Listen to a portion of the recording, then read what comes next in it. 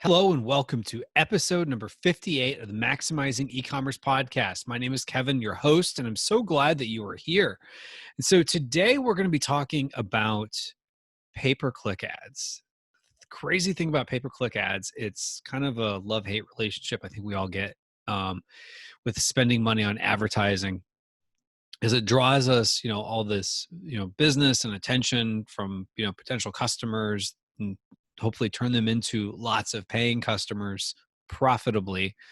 But at the same time, too, it's, all this money just going out the door. And it's that constantly tweaking, what's the new thing, trying to stay on top of everything. So what I recently did, and you might have heard about this if you've been following me, is I put together something called the PPC Mastery Summit. And in the PPC Mastery Summit, brought on 13 speakers and basically talked about actionable ways that you can grow your ad campaigns both on Amazon and off Amazon. We talked about all kinds of different things. So I put together 5 takeaways from that, which I'll get into here in a moment. But basically what this was, I mean, these are like phenomenal experts on paid ads. And literally these people have generated hundreds of millions of dollars off of paid ads. And we're talking about revenue that, they have overseen generating from paid ads. And the interesting thing is, when I say that, you might think, oh, if you add them all together. No, I mean, there's one that he said his career in paid ads is probably around $200 million. And the interesting with that is, I mean, we're talking about proven techniques, not theory that someone, watched a YouTube video or took a course and just got on and regurgitated it all. So, this is actionable stuff. So it was cool for me because I'm like you. If you're watching this, I'm assuming you're someone, or you're listening to this, I'm assuming you're someone who is looking to grow their PPC campaigns and like many of us have that love-hate relationship with. It's one of those things you can't really ever turn off because it's, one of the ways that we're constantly bringing people into the funnel, so to speak. But at the same time too, you feel like, it could be better. I can dial that in. I feel like I'm not getting all the sales I should out of it, or it's, my costs are too high. So um, that's why I was super excited to do this, because not only, was I the host of it, of this summit, I also got to ask the questions that I wanted to ask. So that was the cool part. And so I've put together some of my takeaways. And so, if you're listening to this and you're like, oh, I definitely, want to learn from these takeaways, don't feel pressure to like pull out a pen and paper and just start jotting notes. I mean, you can if you want, of course. But one thing you could do is I've put together 5 takeaways here, but I actually made a download that you can get absolutely for free with 14 takeaways. If you were to head over to maximizingecommerce.com/PPC. So again, maximizingecommerce.com/PPC, as in pay per click. You can download that and I'll send it to your inbox, and you'll have some takeaways that I learned. So basically we'll call it like the cliff notes of all the speaker talks. And so lots of good information there to help you. I had lots of great feedback, which has been awesome. So if you are ready to take your ads to the next level and you're like, Kevin, let's go ahead and just get into the takeaways. Let's go ahead and get into it. So this is a little different because it's just me today. It's I'm not saying, all right, let's take it to the interview, and then we got a new segment. It's just me. So, all right, we're rolling with it. So let's talk about those 5 takeaways. So first one is, the importance of keywords. And so I think that's kind of like a duh. We all know that, but I had a really interesting spin on it from a gentleman named Jan Go. And, the interesting thing is, Jan has, experience with both, Amazon.com, but he really focuses more on Amazon.de. And he was doing like 8 figures in just Germany, which is, Amazon.de. And so he had a lot of really good takeaways. And sometimes too, when, people aren't in the same little information bubble that you're in. So those of us in the US tend to be in a little bit of an information bubble compared to the rest of the world. Those of us who are, you know, listening to this podcast probably have certain other podcasts or YouTube channels that you listen or follow or whatever the case is. And there's probably other people outside of that, or, you know, maybe use certain tools. And so the tools you're using to give you keywords are probably some of the same if your competitors are using those. So to find competitive advantages, you got to start thinking a little differently. And so that was one of the cool things about Jan's talk. And you know, one of the things that he talked about was going after longer tail keywords. And I think we all kind of know what that would be. So like, you know, a more generic keyword, you know, one that's really kind of just a broader, not broad match, but you could use this broad match, would be like coffee machine, for example. That's an example he used. And then maybe something that's a little more specific would be coffee machine with grinder, where something that's more long tail, so, you know, a longer, more specific phrase, something or a search term, and something that would be also not as searched, but there's more long tail keywords. And that might be coffee machine with grinder and milk frother. So if you can imagine the all these long tail keywords that people aren't buying them all that much, but you can probably imagine that, you know, coffee machine has a lot of people going for it because it's easy. So if you're selling coffee machines, that would make a lot of sense. Now, if you're selling iPhone cases, coffee machine, that makes absolutely no sense. But if you're selling coffee machines, going after that search term would make a lot of sense that you would make that one of your keywords. And so when you start getting into a coffee machine with grinder and milk frother, even if yours doesn't have a milk frother on it, sometimes people are just typing stuff. Sometimes they just hit auto correct or auto, you know, you know what I'm talking about when you start typing and then more words pop up. Sometimes people just hit that. And so you don't know what's going to work until you actually try it. And so that was one of the interesting things with Jan's talk, was focusing on long tail keywords. And because you're not going to get as many, but if you have lots of you're not going to get as many impressions, I should say. But if you have lots of long tail keywords, that can make up for it. And oftentimes not as many people are going and bidding for those. But because you're being so specific, you're generally going to be rewarded with lower costs per click. And even though it's not as sexy of a term as coffee machine, something a little bit more specific could bring you the right customer. You don't need as many impressions, and those that do click from that impression, if that's what they're looking for, it could do really well. And so that was one of the things he talked about. But then he had a lot of really cool strategies on how to bring in, you know, different long tail keywords. And then another speaker, Bernard Nader, kind of on that same note, was talking about using some, you know, he mentioned in his talk, using some non-Amazon keyword tools. And so one of them, I believe it was called SEO Book. And so using some of the SEO things that maybe people would use more for like Google and Bing to try to figure out, you know, what keywords to use on those platforms. Sometimes those tools will clue you into other potential keywords you could use on Amazon that could be bargain deals. Because again, if everyone is using fill in the blank, I don't want to throw any keyword tools under the bus, but whatever your favorite keyword tool is, chances are other people are using it, especially if it's one of the more popular ones. So if there's other tools that are looking in different places, or if it's not just coming out of the same parameters that probably everyone else is looking for, but you start coming up with something a little more unique that, again, if you have a long list of keywords, and even if they're not as searched as often, you can still get a lot out of those keywords. So something definitely to keep in mind.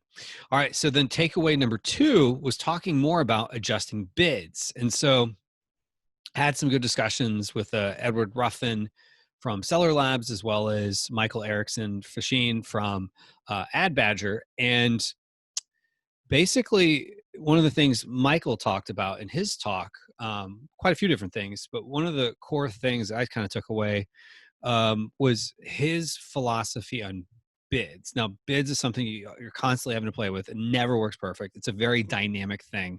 You make a bid today, there's all kinds of changes on the platform. So what you bid today is going to have to probably change in the future. But what you could do is just take some historical data. And so he has kind of ways of taking data that's right there and hiding in plain sight and just kind of adjusting it a little bit here and there. And so one of the things he talked about was how he kind of in a somewhat manual way, you could do this in a spreadsheet though too, but you can just pull out a calculator, especially if this is like a really high value keyword.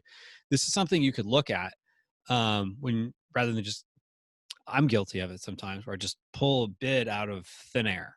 And so basically what he suggested was, let's say you take your bid and you want to figure out what it is. So first thing you want to do is figure out what he calls revenue per click. So if you took your total revenue, divided by the number of clicks during whatever that time period. So Amazon gives you that information. They don't have a column that says revenue per click, but you could figure it out. So if you took your sales, let's say it was $500 and you had 200 clicks. So that means for every click you're getting, it's on average $2.50. Now you might be thinking, well, I'm not getting that much revenue per click because a lot of people don't buy. Well, you're kind of taking the law of averages. So because you know how many clicks you paid for and you know what your sales were as a result of those clicks, so you just kind of do the math and average it out. So in that case of $500 divided by 200 clicks would be $250 per click. Now let's say you wanted to have a target A cost of 20%. That 20% A cost based on $250 per click would mean you would have to spend no more than 50 cents per click. So that means your bid would be essentially 50 cents or a maximum of 50 cents if you wanted to get to 20%. Now, over time, that revenue per click is going to change because maybe you don't get as many impressions or they're not in as favorable of a place. Or sometimes you start getting not as relevant, or you get different keywords if you go at a different price or whatever the case is. So sometimes you have to keep tweaking it, or your competitors are changing their bids. And so everything's very dynamic. New competitors come in.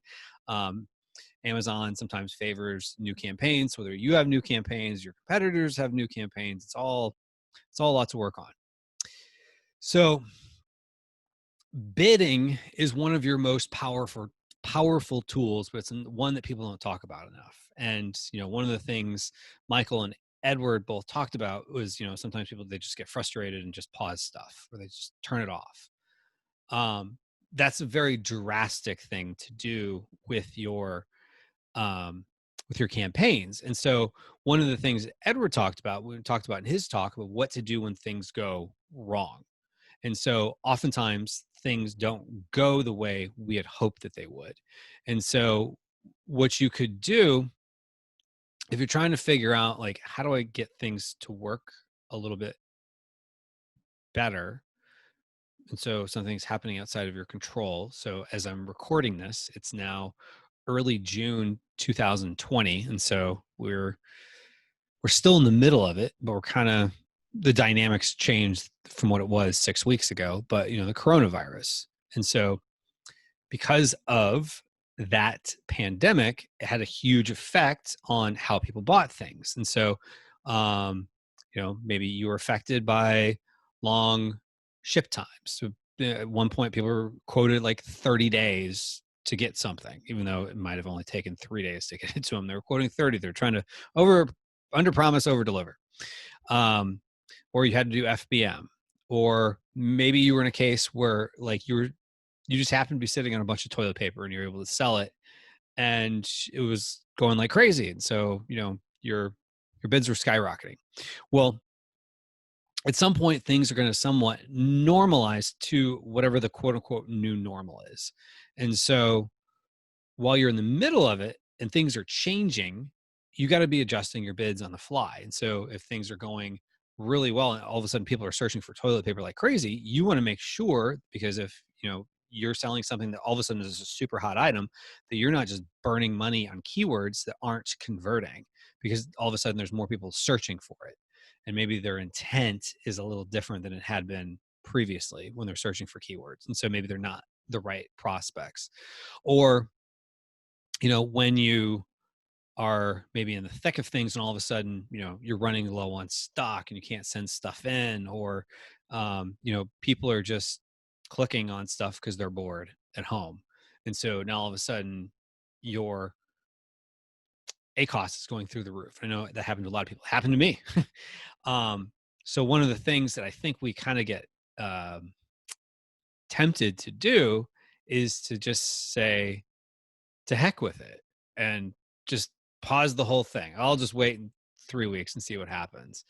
Whereas the reality is, maybe, certain bids worked before, but if we adjust them, the bid is a better thing to work on than making it negative. Because if you make it negative, it's not going to show up again. So there could be like, it goes down, but then it bounces back up. Well, you may not get the bounce back up if you just made everything negative, or you just paused everything. Or the case is, if you were selling toilet paper and all of a sudden, all the stores around you, or not around you, but around your customers, are in stock more often, and now people aren't buying it on Amazon as much as they were, because they're just picking up when they get their groceries. So now maybe all of a sudden you got to reassess your bids. So all these things that are happening in that, environment, because like I said before, it's a very dynamic environment, even when they're not in the middle of a pandemic and all the other things that's going on in 2020. The reality is, you can really maximize your bids as the best lever, as opposed to negatives, or just cutting out campaigns, or stopping everything, because that is the most drastic thing. Whereas your best levers are bids. Now, sometimes bids can be a little bit hard, because with things with bids is it can be very manual and things of that nature, but there are tools. Full disclosure, Edward Ruffin and Michael Erickson, they both have tools, but they shared a lot of good information. They weren't just pushing the tools on everybody. But another thing is, if you've not ever done it, I would suggest try the bulk uploads, the bulk operations file. I found that to be so beneficial. Kind of a little bit of a spreadsheet nerd, completely admit it. Hi, I'm Kevin. I'm a nerd when it comes to spreadsheets. I enjoy it. It's like putting a little puzzle together. But it's one of those things I enjoy. So for me, bulk upload files actually works pretty well. So that wasn't necessarily a takeaway. Call that Kevin's little bonus, little mention there. So if you're, maybe not at the point where you want to invest in a tool, or maybe you're not 100% happy with the tools that are out there because maybe you've tried some, whatever the case is, don't give up on bids. Maybe learn bulk operations file. And if you just go on YouTube University, as they call it, it's not actually a university, but you know what I mean. You go on YouTube, search bulk upload files, Amazon sponsored ads, you will find a plethora, a lot of Amazon bulk upload related content. All right. So next, takeaway number 3, make sure you're trying Amazon's new ad platforms. Now, some of these have some stipulations, and not necessarily everyone has access to it. So one of the things to do is, if you are not brand registered, definitely start looking into getting brand registered. So you got to be, last I checked, you still have to be on the principal register. So just to share why sometimes it's better to spend the extra little bit of money, just in case you haven't done it yet, with a lawyer to speak to an attorney about your actual options, as opposed to just, I'll go on LegalZoom and figure it out myself, which is, hello, I did that. And that was probably not the best option. So I ended up getting 2 trademarks. One of them was on the supplemental register, which was not what Amazon accepts. One was on the principal register, which Amazon does accept. So they're kind of tweaking some of their rules over time. So there's a lot of great lawyers. Robert Wright, who I've had on the podcast, is a good one I would suggest. And there's all kinds of other lawyers out there you could talk to about getting brand registered, because some of these things I'm about to talk about here require brand registry. So one of the things you definitely could look into is Destiny with Sean. Give an awesome conversation on a lot of stuff, sponsored brands. And so two really cool things that I want to test out are sponsored display and sponsored brands video. Now, sometimes video scares people. So I've got, at this point, close to 200 videos uploaded onto YouTube. I now can get in front of the camera and just start talking. Sometimes that's good. Sometimes that's not so good. But the gist of it is I've gotten practice. When I first did it, it was like PowerPoints. I didn't want to have my face on there. You can go back to early videos on my channel, and it was scary. But the thing of it is you get better as you work on it. So you got to work on the craft. Now, one of the things Destiny, as well as another speaker, which I'll get to here in a moment, Jeff Lieber and his cohort, Nolan Rakow, they gave a talk together.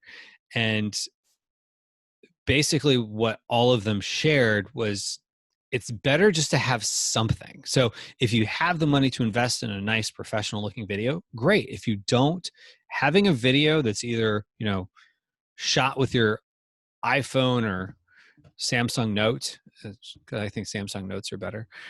Sorry, iPhone people. I might get some flack over that. But anyway, my wife has an iPhone. She loves it. In fact, we kind of go at each other about that one sometimes, about, who's got the better phone. But anyway, I digress. So really the gist of it is, whether you're using your smartphone, just to be more politically neutral, I guess, when it comes to phones, or you create a PowerPoint presentation, either with you talking, or if you're not comfortable with it, you could probably hire a voiceover person on Fiverr relatively inexpensively, or get a friend to do it.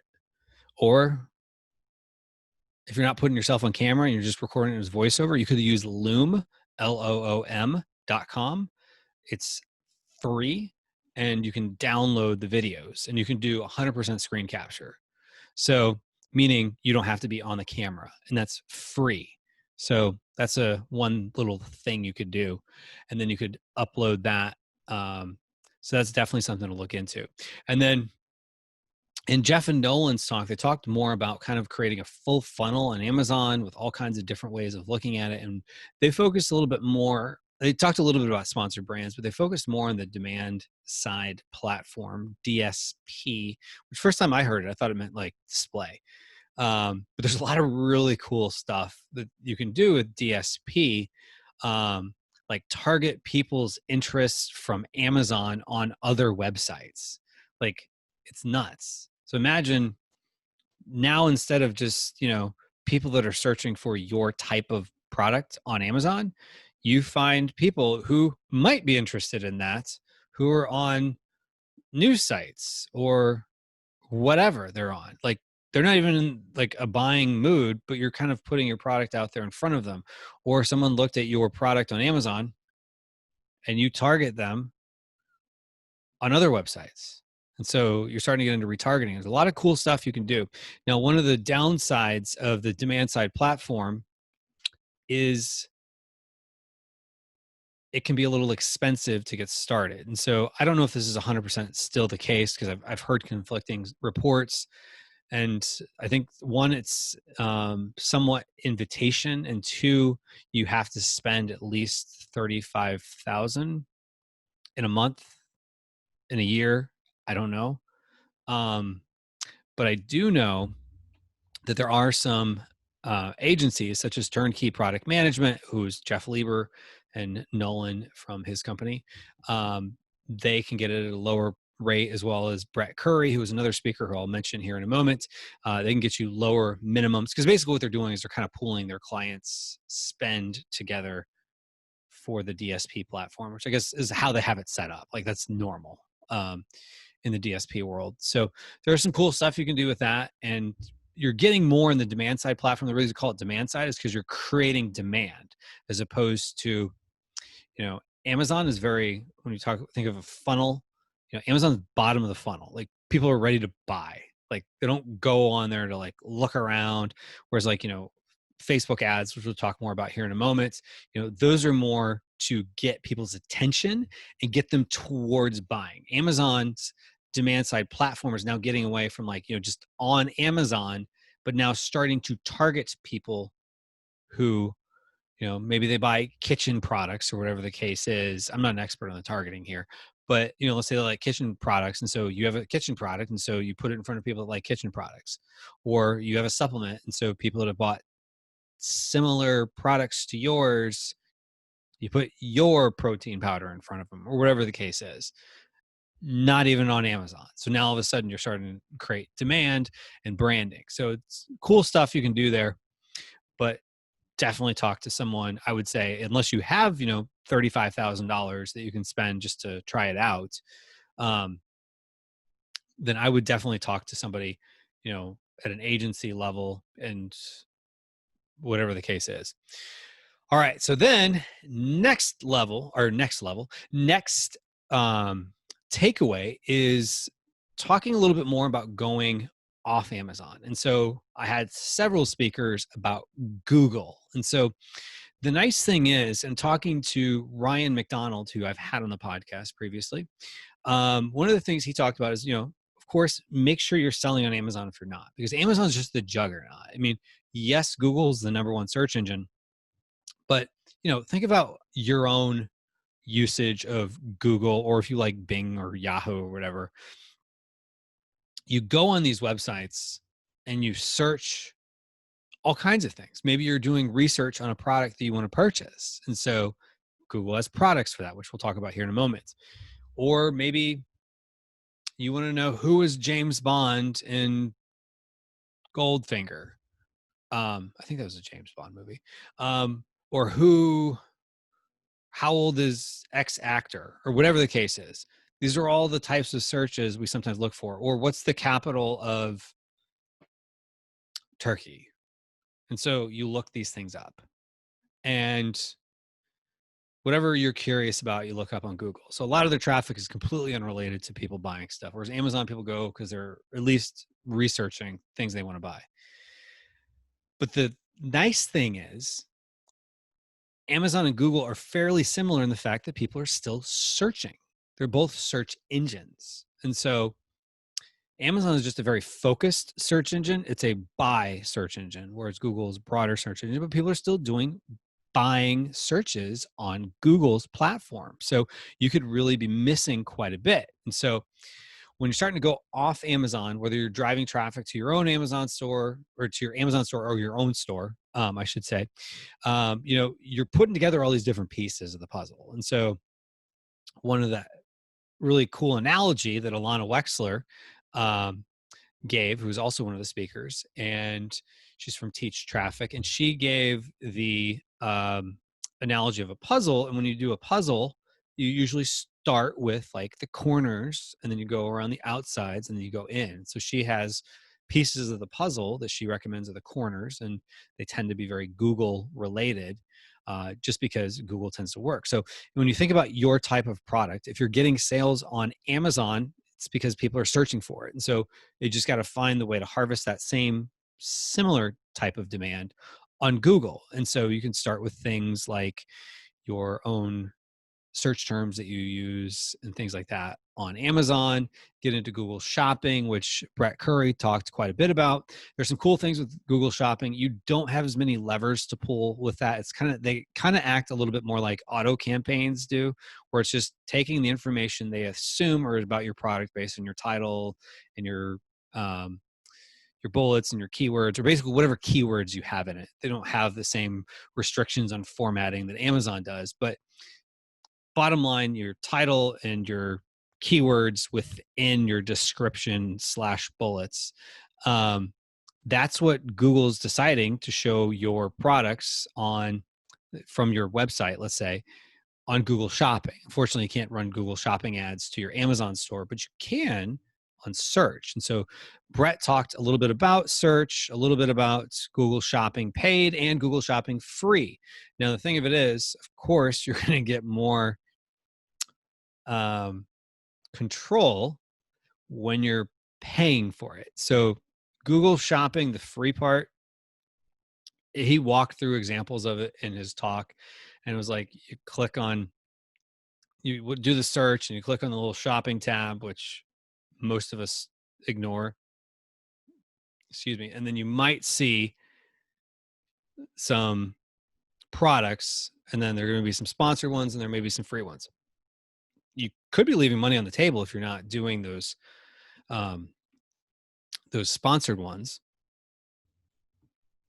Or really, I should say, you could be leaving money on the table if you don't at least do the free ones. I mean, it doesn't cost you anything but time to get it set up. You basically load it into your catalog into the Google Merchant Center, and then he kind of walked through that some.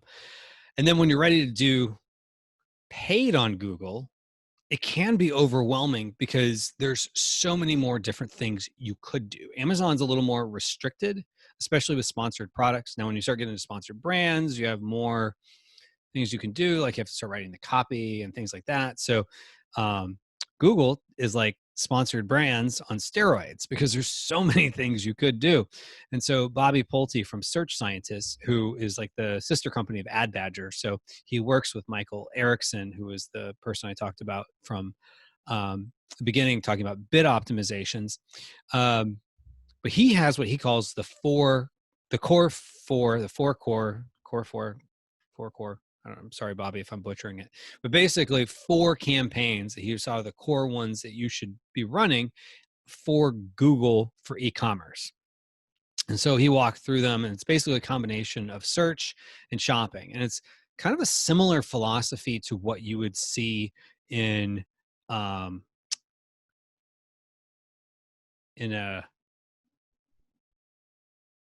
it's a very similar philosophy, I should say, to what you would see with how we do things on Amazon, where maybe you have an auto campaign and a manual campaign, or maybe you have multiple manual campaigns where you're taking some of your campaigns are really just to find the best keywords, and then maybe sometimes you put them into their own campaign.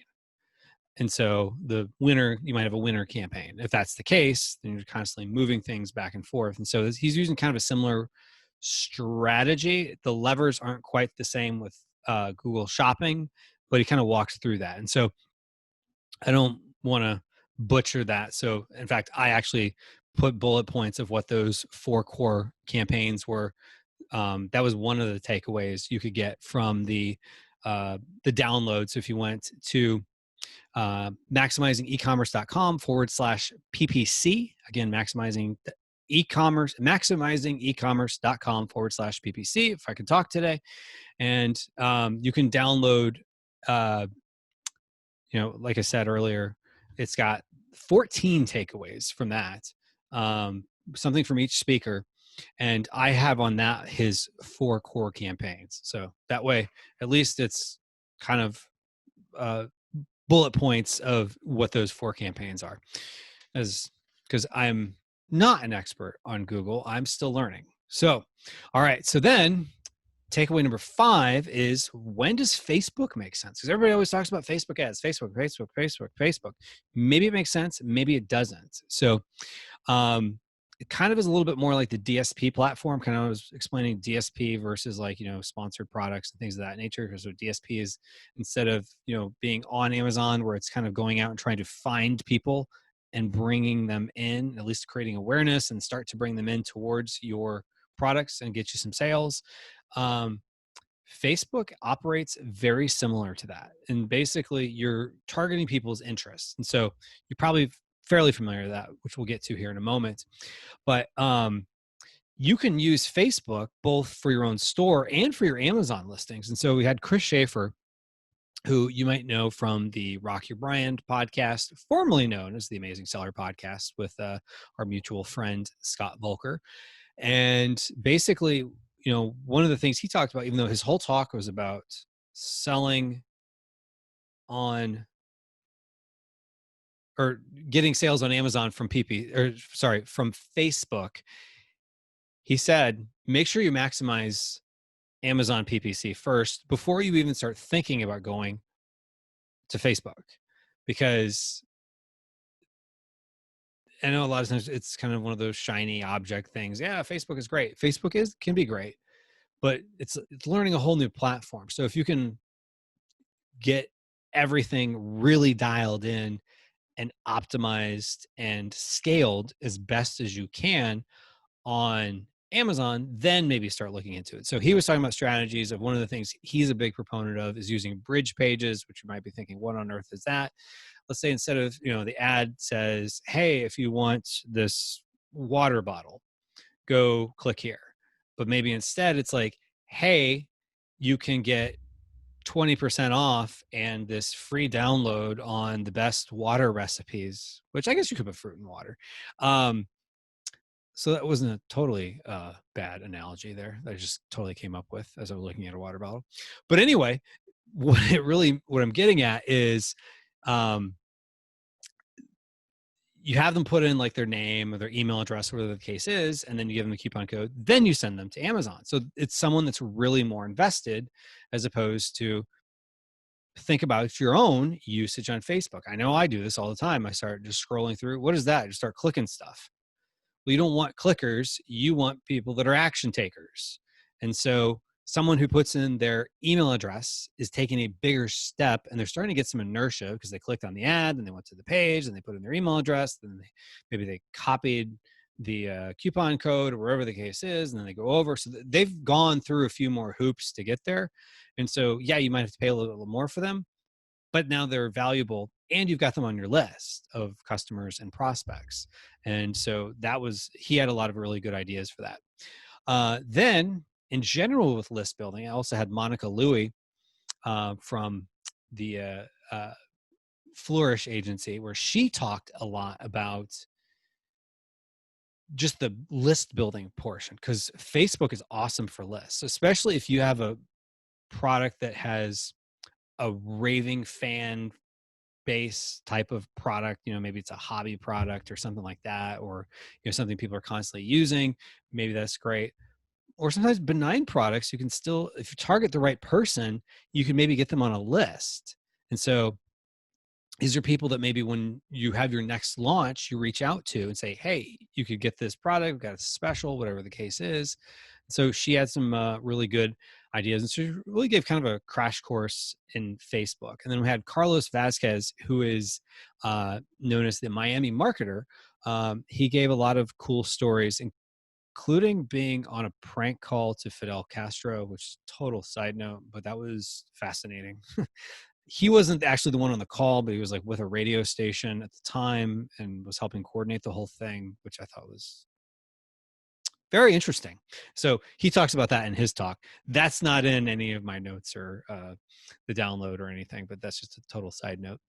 But anyway, he talks a lot about targeting customers. So now how do you get people to that barrier where it's like, we're not just talking about getting people to purchase to download something. You want them to purchase something. And so he talked a lot about that. And so now we're talking about more about the purchasing, whereas Chris was talking about the purchasing, but getting the purchase on Amazon, he's talking about it more for your own website. So he had a lot of really good feedback there. So Facebook could be, something to consider, but I would say, really focus on Amazon, then start getting into Google, especially if your product is one where it searches well. I know that some people have products that maybe Amazon might not be the right platform because people aren't necessarily searching for it. So maybe Facebook might be something you try a little bit different. So these rules aren't necessarily for everyone. How do you know this works or not? You test it. And that was one of the takeaways from a lot of people, from a lot of the speakers as well, as test, test, test. We'll call that test, test, test a little bit of a bonus. So I just gave the 5 takeaways I had there. Now, there was one other speaker who I've not mentioned. I think I caught everyone except for the one who is yours truly. I gave a talk on international selling and how you can do PPC, both English and non-English speaking marketplaces. And I showed how you can get keywords and some of my philosophies with all that. And the reason I didn't put that into the takeaways here, because I wanted to let you know, if you download my 14 ad strategies to implement into your campaigns today, if you download that free document that I've been talking about here, I will also throw in for free, you can see my presentation from the PPC Mastery Summit. totally for free. So again, maximizingecommerce.com/PPC so that you can download the 14 ad strategies to implement into your campaigns today. And then you can take the lessons that I've basically distilled into a Cliff Notes type format so you can raise your PPC game to maximize your sales, lower your costs, because I want to see you succeed. I want to see you do well. And so if you're on YouTube, you can, down below, you should be able to see in the description the link as well to go download that free 14 ad strategies to implement into your campaigns today, which are my Cliff Notes version of what we learned in the PPC Mastery Summit, as well as free access to my talk. Again, maximizingecommerce.com/PPC, as in pay per click, since we're talking about pay-per-click advertising here. So anyway, hopefully you found this to be very helpful, and I wish you the best in your e-commerce journey. Take care.